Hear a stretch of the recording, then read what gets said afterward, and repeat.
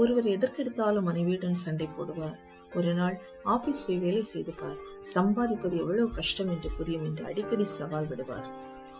அவள் ஒரு நாள் பொறுமை இழந்து, ஒரு நாள் நீங்க வீட்டுல இருந்து பசங்களை பாத்துக்கோங்க, காலையில குளிப்பாட்டி சாப்பாடு வச்சு வீட்டு பாடங்கள் சொல்லி கொடுத்து சீருடை அணிவித்து பள்ளிக்கு அனுப்புங்க, அதோடு சமைப்பது துவைப்பது எல்லாத்தையும் செஞ்சுதான் பாருங்களேன் என எதிர் சவால் விட்டான்.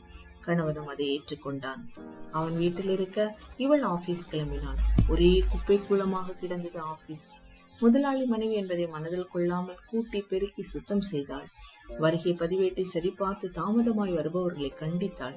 கணக்கு வழக்குகளை பார்த்தாள். காலை 5 மணி ஆனதும் வீட்டுக்கு புறப்பட நினைத்த போது ஒரு அலுவலரின் மகள் திருமண வரவேற்பு குறித்து உதவியாளர் சொல்ல பரிசு பொருள் வாங்கி கொண்டு கல்யாண மண்டபத்திற்குள் சென்றாள். கணவன் வராததற்கு பொய்யான காரணம் ஒன்றை சொல்லிவிட்டு மணமக்களின் கட்டாயத்தால் சாப்பிட சென்றாள்.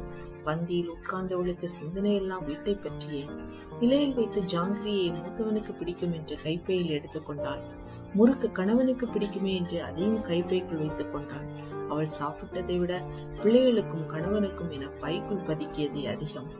ஒரு வழியாய் வீடு வந்து இறங்கியவள் கணவன் கையில் பிரம்போடு கோபத்தோடும் அங்கும் இங்குமாக நடந்து கொண்டிருப்பதை பார்த்தாள். அவளை பார்த்ததும், பிள்ளையா பெத்து வச்சிருக்க, எல்லாம் கியா மியா என்று கத்து தொலைதுங்க, அத்தனையும் குரங்குகள், சொல்றத கேட்க மாட்டேங்குது, படினா படிக்க மாட்டேங்குது, சாப்பிடுனா சாப்பிட மாட்டேங்குது, அத்தனை பேரையும் அடிச்சு அந்த ரூம்ல படுக்க வச்சிருக்கேன், பாசம் காட்டுறேன்னு பிள்ளைகளை கெடுத்து வச்சிருக்கா என்ற பாய. அவளும் ஐயோ பிள்ளைகளை அடிச்சிங்களா என்றவாறே உள்ளே ஓடி கதவை திறந்து பார்த்தாள். உள்ளே ஒரே அழுகையும் பெருமலுமாய் பிள்ளைகள். விளக்கை போட்டவள் அதிர்ச்சியுடன், ஏங்க இவளை அடிச்சிங்க, இவள் எதிர் வீட்டு பொண்ணாச்சு என்று அலறா.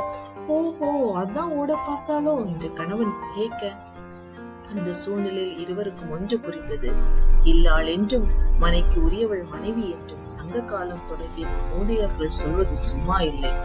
இல்லத்தை பராமரிப்பதிலும் பிள்ளைகளுக்கு வளமான வாழ்க்கையை அமைத்துக் கொடுப்பதிலும் ஒரு பெண்ணின் பங்கு தலையாயது.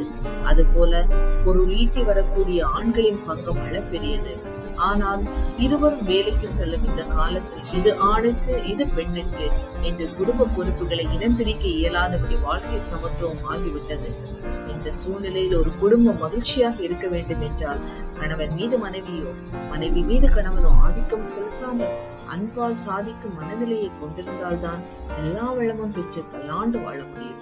நீதிமொழிகள் 31:10 கூறுகிறது, குணசாலியான ஸ்திரீயை கண்டுபிடிப்பவன் யார்?